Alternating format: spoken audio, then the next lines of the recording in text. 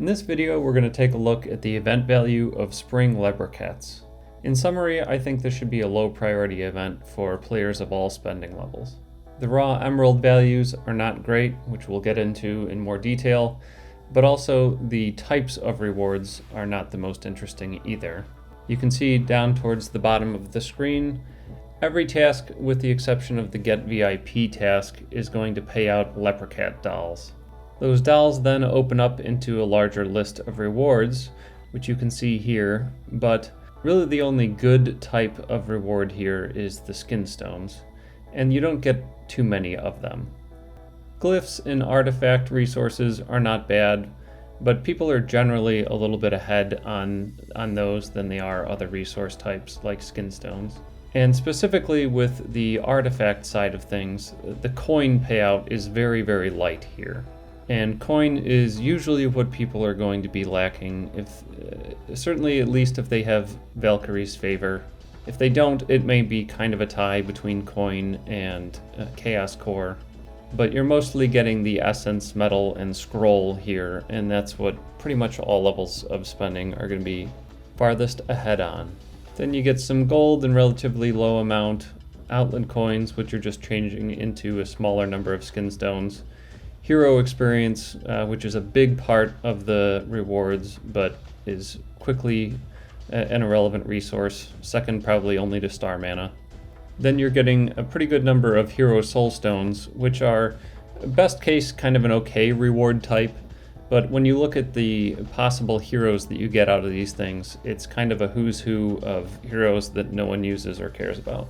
Alright, that might be a little extreme, but if you were to poll users on what's their favorite and most powerful heroes, then Astrid and Lucas, Daredevil, Darkstar, Ginger, and Fox probably are not going to be in the top 25.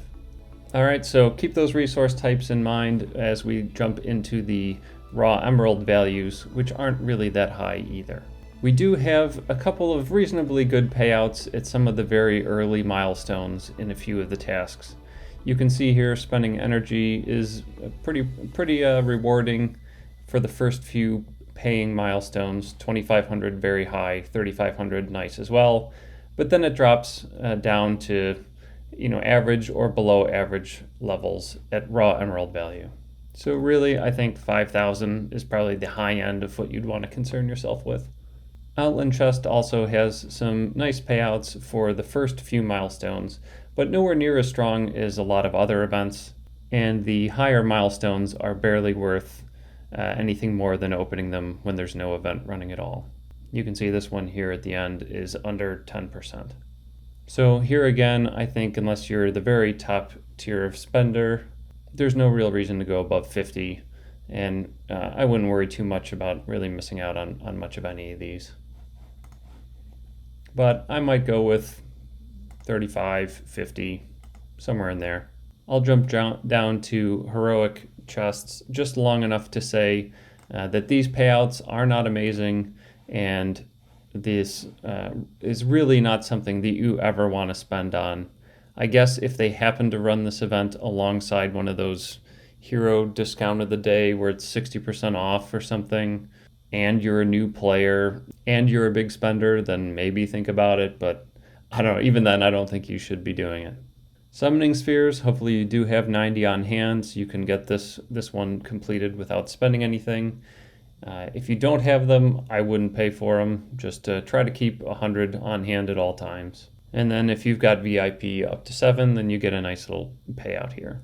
All right, all these numbers were based on the extra day, but this event matters a little bit less than many of them for whether you are getting the extra day out of it, just due to the number of items required at these milestones. So really, if you get the extra day, it's always nice, but if not, it's not as critical to whether these payouts are good as some events are. It will change how severe some of these spikes are, but I don't think it's going to make a material difference in how many like which milestone you actually want to pursue. Spend energy and Outland Chest have similar percentages, and the next non-free heroic chest milestone is 6 anyway rather than 4, so it won't get you anywhere on this task. Spending emeralds, which I didn't look at as it's independent of the number of days, You can see this one drops down to very low levels after the first few milestones. 500 is nice, 100 is really good, but then after that it drops down a bit over the next few milestones and stays very low throughout the rest of the event. So my conclusion here is maybe spend a little bit more on energy and Outland than usual. Maybe throw a little bit of emeralds into spending on some other category, or maybe more Outland chests just to get up to the next level here.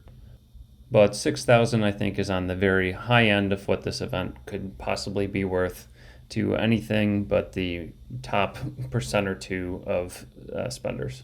All right, hope this helped you plan for the event. Thanks for tuning in.